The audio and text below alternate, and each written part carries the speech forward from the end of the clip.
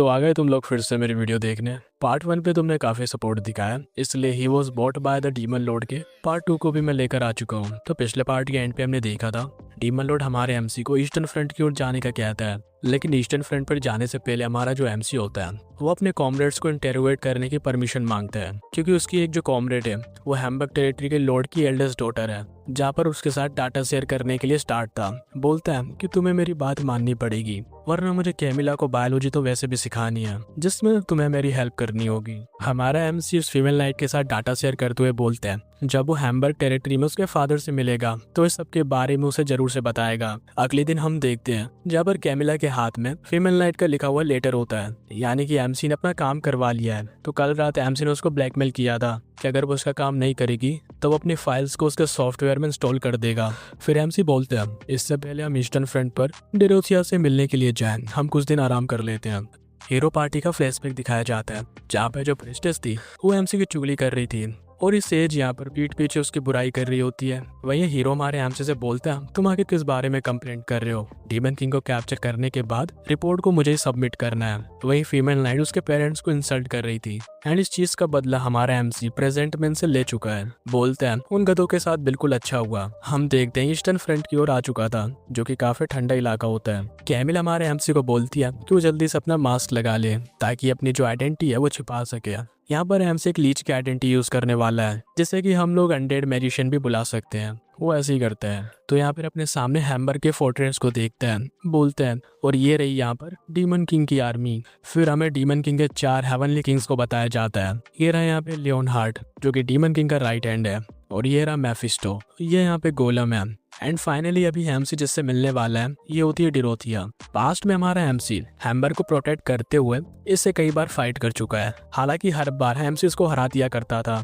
ये बोलती अगली बार मैं तुम्हें जिंदा नहीं छोड़ूंगी। तो एमसी को अच्छा लगता है उसको ग्रो होता देखकर, तो उसकी फाइटिंग स्पिरिट को और भी आग देने के लिए वो यहाँ पे उसका मजाक बनाने लगता है कि तुम मुझे नहीं हरा सकती, आकर मेरा चुस्ता ले लो। जैसे डिरोथिया को काफी गुस्सा आता है। तो लास्ट टाइम जब एमसी उसे मिला था तब से लेके उसको 5 साल हो चुके हैं एंड अब वो फिर से उससे मिलने वाला है। एक डीमन यहाँ पर उन दोनों को वेलकम करता है। डिरोथिया को इन्फॉर्म किया जाता है कि यहाँ पर एक लीच और एक सुकुबस आई है, जिसके बाद जो डिरोथिया थी वो इन्हें अपने रूम में आने देती है, जिसने कि कुछ भी नहीं पहन रखा था। ऐसा इसलिए क्योंकि जो लीच होता है उसे हम लोग अनडेड मैजिशियन भी कह सकते हैं, यानी उसके शरीर में सिर्फ हड्डियां होती है, मांस नहीं होता। तो वो सब कुछ देख भी लेता है तो क्या ही फर्क पड़ता है। एंड सुकुबस से तो उसे वैसे भी कोई फर्क नहीं पड़ेगा। हैम्सी भी बोलते हैं इन 5 सालों में ये तो बिल्कुल अडल्ट हो चुकी है। वो अपना इंट्रोडक्शन देता है कि वो यहाँ पर एक लीच है और डीमन किंग ने उसे यहाँ पर भेजा है। सुकुबस भी अपना इंट्रोडक्शन देती है। हैम्सी भी सोच रहा होता है ये मुझे कई बार मारने की कोशिश कर चुकी है और आज मैं इस हालत में देख रहा हूँ। इस सब के चक्कर में हमारे एमसी का स्केलिबर भी काफी ज्यादा पावर में आ रही थी।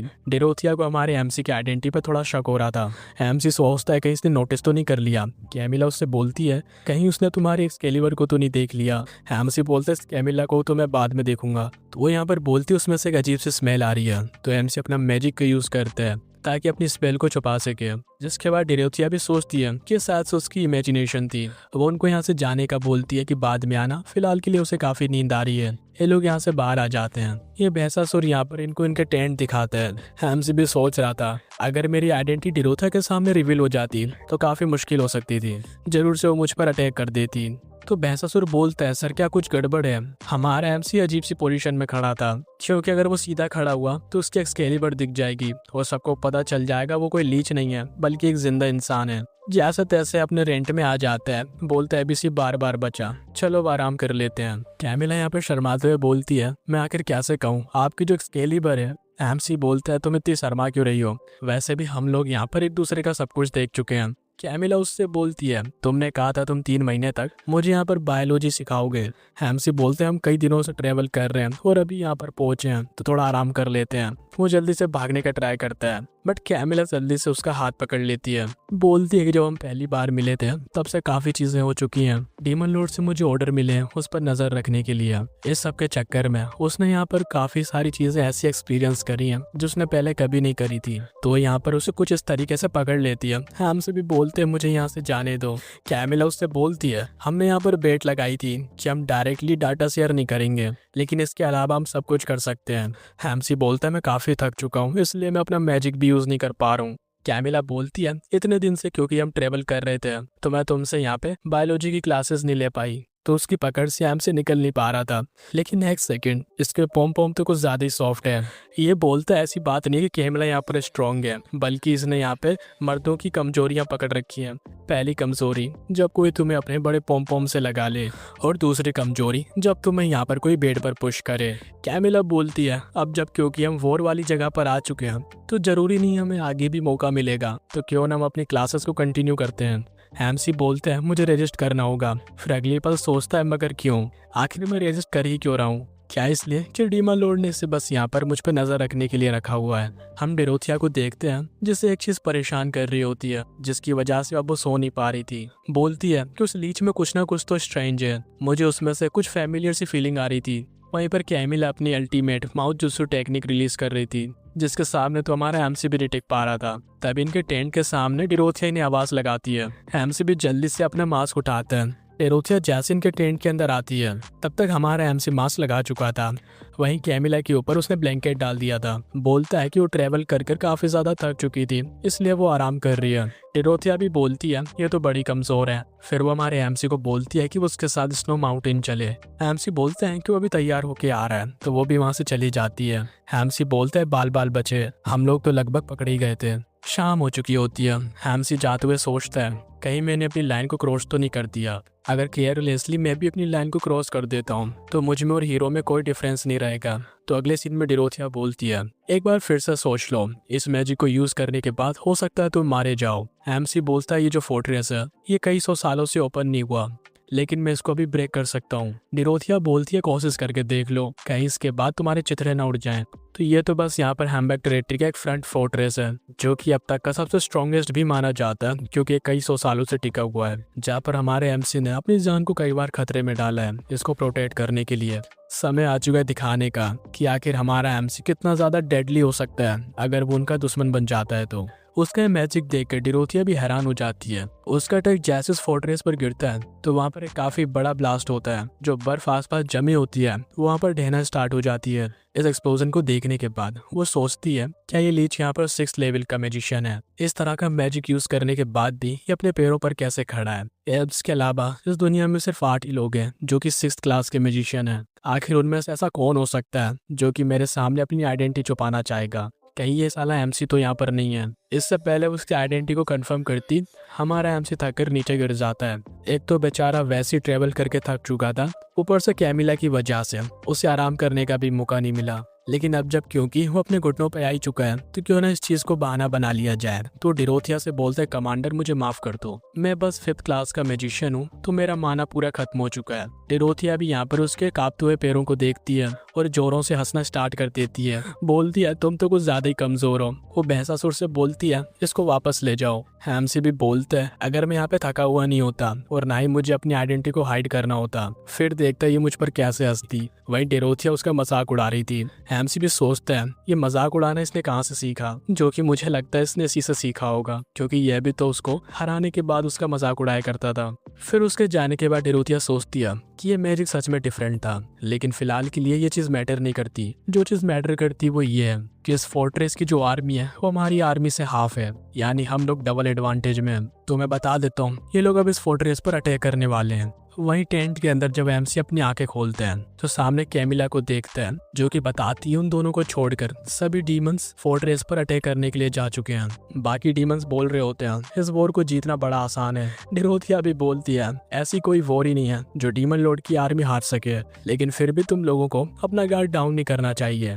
तभी यहाँ पर हमें एक बुढ़ऊ को दिखाया जाता है, जिससे अचानक से अपेयर होता देख डेरोथिया भी हैरान हो जाती है। बाकी सारे डीमंस उसे मारने के लिए आगे बढ़ते हैं तो ये बुढ़ऊ मैजिशियन यहाँ पर अपने प्रेशराइज्ड वाटर से उन सभी को स्प्लिट कर देता है, जो देखकर डेरोथिया समझ जाती है कि यहाँ पर 6th क्लास का मैजिशियन है। तो वो डेरोथिया को अपना इंट्रोडक्शन देता है। डेरोथिया बोलती है ऑलमोस्ट वो इस फोर्ट्रेस पर कब्जा कर चुके हैं, अगर वाटर मैजिशियन चाहे भी तो अब वो इस फोर्ट्रेस को नहीं बचा सकता। इस बात पर यह भी एग्री करता है कि वो इस वॉर को हार चुके हैं और उन्होंने पहले इस फोर्ट्रेस पर गिव अप कर दिया है। वो तो यहाँ पर बस डेरोथिया से मिलने के लिए आया है। यह भी बोलती है टर्की बुड्ढा तुम मुझसे मिलने के लिए क्यों आए हो? तो ये जुआ केसरी वाली स्माइल देते हुए बोलते हैं ताकि मैं तुम्हारा सर अपने साथ ले जा सकूं। सीन आता है हमारे एमसी के पास। कैमिला अपने विंग्स को देखकर हैरान हो जाती है तो बोलती है लगता है कि वो एमसी के ड्रीम के अंदर आ चुकी है। ये एबिलिटी शायद से एमसी की फाइल्स को अपने सॉफ्टवेयर में इंस्टॉल करने के बाद मिली होगी। तो एमसी भी उसे कॉन्ग्रेचुलेट करते हैं उसकी नई एबिलिटी के लिए। तो यहाँ पर ये सब कुछ मेरे ड्रीम के अंदर हो रहा है, लेकिन साला तुमने मुझे बांधा हुआ क्यों है। तो उसे यहाँ पर रिलीज करने से कैमिला मना कर देती है। एमसी भी बोलते इस बात का क्या मतलब है। कैमिला बताती है असल में वो एक नाइटमेयर सुकूबस है।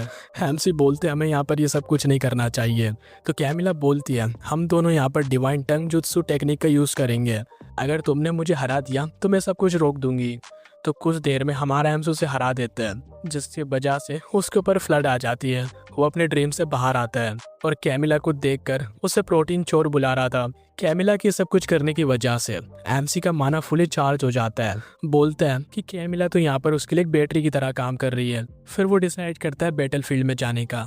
हम डेरोथिया का सीन देखते हैं क्योंकि उसके सामने वाटर मैजिशियन है एंड इलाका भी बर्फीला है, जिस वजह से उस मैजिशियन को यहाँ पर काफ़ी एडवांटेज हो रहा था। वो डेरोथिया के पीछे आ जाता है। डेरोथिया भी उस पर अटैक करती है बट इसका कोई फायदा नहीं होता। वो उसके हाथों पर बर्फ की हथकड़ियाँ लगा देता है। अफसोस कि तुमने यहाँ पर अपना काफ़ी सारा माना पहले ही वेस्ट कर दिया था, जो कि सही होता है। डेरोथिया भी बोलती है कि उसके पास अब बिल्कुल भी माना नहीं बचा, वो जल्दी यहाँ पे बेहोश होने वाली है। ये भी बोलते हैं तो चलो अब तुम्हारे सर को अलग कर देता हूँ। डेरोथिया रोना स्टार्ट कर देती है क्योंकि वो यहाँ पे मरना नहीं चाहती। इससे पहले ये मैजिशियन उसको यहाँ पे मारता, हमारा एमसी उसे पीछे से उंगली कर देता है। बोलता है कि बीसी ऐसा करने की सोचना भी मत, वरना मैं तेरी बुंड फाड़ दूंगा। ये हमारे एमसी को यहाँ से फुटने का बोलता है क्योंकि उसे मर्दों के बाल कलेक्ट करने के शौक नहीं है। आई मीन क्या मतलब, ये औरतों के बालों को कलेक्ट करता है। भाई अलग ही फैंटेसी चल रही है यहाँ पे। तो एमसी बोलता है बेटे बकलोली मत कर, तेरा बाप यहाँ पे आ चुका है एंड अपना लाइटनिंग एट्रीब्यूट यूज करता है, जो देखकर तो ये भी हैरान हो जाता है।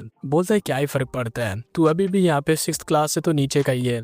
और हमारे एमसी पर अपनी प्रेशराइज्ड वाटर नीडल से हमला कर देता है, लेकिन यहाँ पर एमसी अपनी लाइटनिंग स्पीड मैजिक यूज करता है उसके अटैक को डॉज करने के लिए। ये दोनों इस मैजिक को देखकर हैरान हो जाते हैं। दोनों यहाँ पर एक दूसरे पर अटैक करके आगे निकल जाते हैं। डेरोथिया भी जान चुकी है कि हमारा एमसी है। उसका मास्क भी टूट चुका होता है। उसके हाथ में हमें ब्लड दिखाया जाता है, जो कि हमारे एमसी का नहीं होता बल्कि उस वाटर मैजिशियन का होता है, क्योंकि उसका सर दर्द से अलग हो चुका है। ये भी बोलती है एमसी जीत चुका है क्योंकि उसका माना खत्म हो चुका है। तो यहाँ पे बेहोश होना स्टार्ट हो जाती है। ये अपनी आंखें खोलती है जो कि एमसी के बाहों में थी। एमसी बोलता है तुम्हें चिंता करने की जरूरत नहीं है, मैंने तुम्हें बचा लिया है। तो ये बोलती है आखिर तुमने मेरी जान क्यों बचाई। तो एमसी बताता है उसने डीमन किंग को ज्वाइन कर लिया है, यानी कि वो दोनों अब से एक ही साइड पर हैं और तुम्हें अभी काफी कुछ सीखने की जरूरत है। एमसी उसको लेकर फिर वापस आ जाता है। अगली सुबह का सीन देखते हैं। हाँ तो पहले तो उसने हमारे एमसी को कुछ नहीं बोला क्योंकि इसका माना रिकवर नहीं हुआ था, लेकिन अब सुबह जब इसका माना रिकवर हो जाता है तो हमारे एमसी की धुलाई कर रही थी। ये भी बोलता है प्लीज मुझे मारना बंद करो। वैसे भी डीमन किंग ने खुद ने मुझे यहाँ पर एक्सेप्ट कर लिया है अपनी आर्मी के अंदर, तो मैं अगर मुझसे कोई तकलीफ है तो जाके डीमन किंग से बात करो। जबकि ये तो इस बात से गुस्सा थी कि इसने इसको लीच समझकर अपने टेंट के अंदर आने दिया जिस वक्त इसने कुछ भी नहीं पहन रखा था। उसका रिएक्शन देखकर एमसी बोलते हैं तो तुम एक वर्जिन हो। उसे और भी ज्यादा गुस्सा आता है और फिर से एमसी के पिटाई कर देती है। बताया जाता है फोर्ट्रेस का जो लॉर्ड था वो तो यहाँ से भाग चुका है, जिससे लोग पकड़ नहीं पाए, लेकिन ये 6th क्लास का मैजिशियन यहाँ पर नहीं बच पाया। इसका काम 25 हो गया। एंड ये जो यहाँ पर फोर्ट्रेस था वो डीमन किंग आर्मी का एडवांस बेस बन चुका है। डेरोथिया के ऑफिस का सीन देखते हैं। एमसी की आइडेंटिटी फिलहाल एक टॉप सीक्रेट है। ये चिढ़ते हुए बोलती है क्या उसे यहाँ पर एमसी होना था, उसने मेरी जान बचाई है, यानी उसका एहसान मेरे ऊपर है और ये चीज़ मुझे काफ़ी अनकंफर्टेबल कर रही है। उसकी आवाज़ सुनकर भैंसासुर भी आ जाता है। उससे पूछता है मैडम क्या आपको कोई तकलीफ है। वो उससे बोलती है एमसी को बुलाने के लिए। अगले सीन में एमसी आता है। वो एमसी से बोलती है क्या तुम नाराज हो क्योंकि मैंने तुम्हारी पिटाई कर दी थी एंड तुम अपना मास्क उतार सकते हो, यहाँ पर सिर्फ हम दोनों हैं। एमसी अपना मास्क उतारता है। हम देखते हैं उसके चेहरे पर पिटाई के निशान होते हैं। एमसी उससे पूछता है क्या कि डेरोथिया ने उसे क्यों बुलाया। तो बोलती है मैं तुम्हें थैंक्स बोलना चाहती हूँ। एमसी बोलता है बाहर में जाओ। वो एमसी को बोलती है क्योंकि उसने उसकी जान बचाई है तो उसका एहसान उसके ऊपर है एंड ये एहसान उतारने के लिए वो एमसी की एक विश पूरी करने के लिए तैयार है।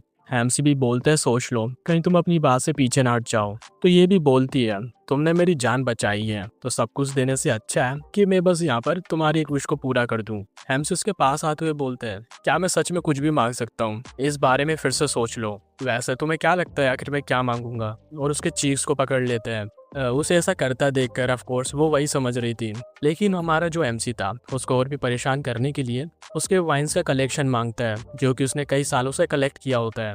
वो बोलती है इस बारे में सोचना भी मत। एमसी बोलता है मेरी विश है कि मुझे इनमें से सारी वाइन्स चाहिए, जिस पर तो डिरोथिया उसको गालियां देने लगती है।